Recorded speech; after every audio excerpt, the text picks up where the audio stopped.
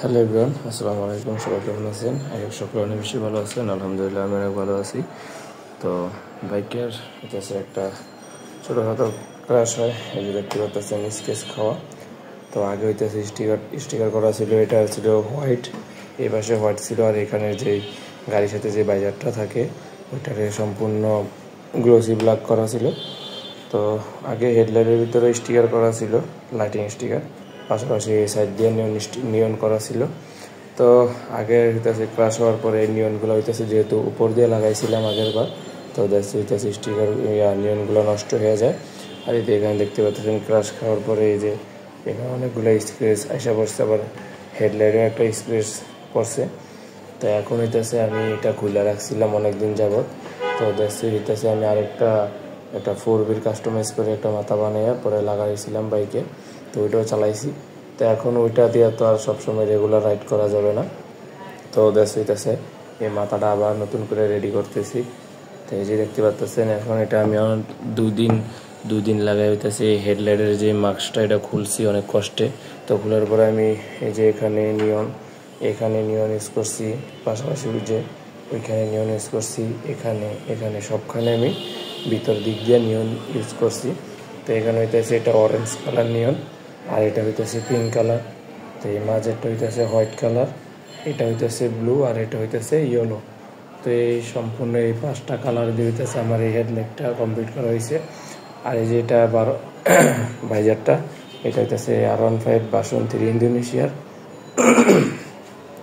তো এই ভাইজারটা হইতেছে আমি অনেক কাটিং করে হইতেছে এটারে ইনস্টল করছি, এই যে রিপিট সিস্টেমে করে হইতেছে এটারে ইনস্টল করছি। এই যে পিছনের দিক দিয়ে দেখাই, তা এই যে R15 ভার্সন 3 ভাইজার এটা। তো এই যে এটাকে কাটিং করে হইতেছে ইউজ করছি, দেখতে পাচ্ছেন। তো এই যে এটার অনেক কাটাছিরা করে হইতেছে এটারে ইনস্টল করা লাগছে। তো কারণ R15 তো ভাইজার তো এটার সাথে ইনস্টল হবে না, তো অনেক কাটাছিরা করার পরে এটারে ইনস্টল করছি ফাইনালি। তো এখন হইতেছে এটা ইনস্টল করা হয়েছে।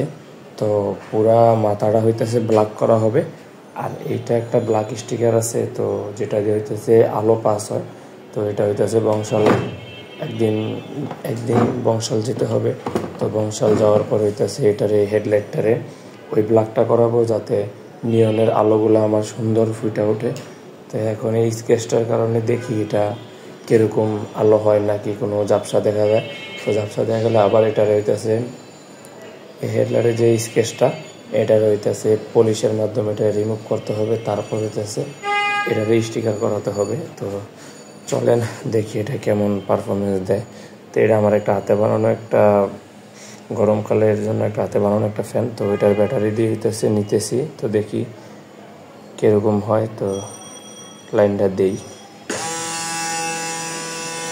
তো এই যে দেখতেই পাচ্ছেন, এই যে এটা ইয়েলো, ব্লু, হোয়াইট, পিঙ্ক। তো এটা একটু চার্জ অনেক দুর্বল, তো এটা হচ্ছে লোড নিতে পারতেছে না, তো নষ্ট হয়ে যায়, চার্জ নাই অনেকটাই।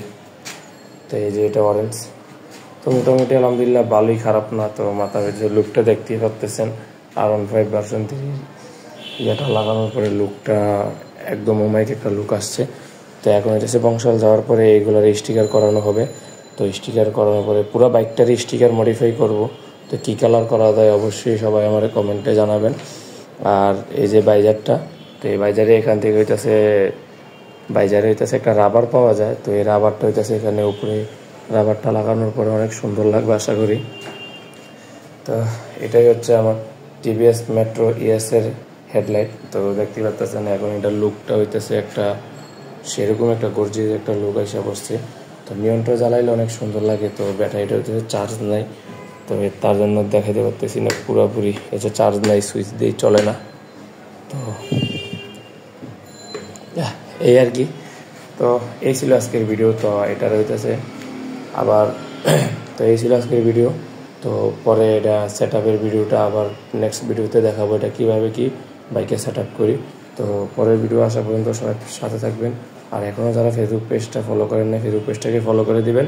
আর ইউটিউব থেকে যারা দেখতেছেন অবশ্যই ইউটিউব চ্যানেলটাকে সাবস্ক্রাইব করে দিবেন। আর ফেসবুক বা ইউটিউব চ্যানেল লিঙ্কটা আছে, অবশ্যই সবাইকে ইউটিউব চ্যানেলটাকে সাবস্ক্রাইব করে দিয়ে আসবেন। তো পরের ভিডিও আসা পর্যন্ত সবাই ভালো থাকবেন, সুস্থ থাকবেন। আল্লাহ হাফেজ।